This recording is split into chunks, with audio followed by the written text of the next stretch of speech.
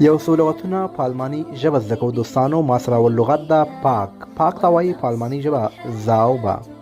ګنده یعنی ناپاک. ناپاک ته وایي شموتسه. شموتسه. بل لغت د ما سره چټک یعنی تیز. چټک ته وایي شنیل. بل لغت د ما سره ورو یعنی سلو. سلو ته وایي لانگزم. بل لغت د آلت. آلت وایي زوړ یعنی پخوانی.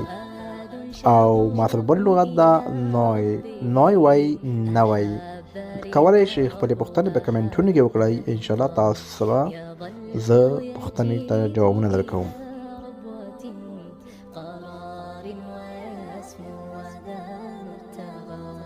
فلا لهو يثنيه عن سيره ولا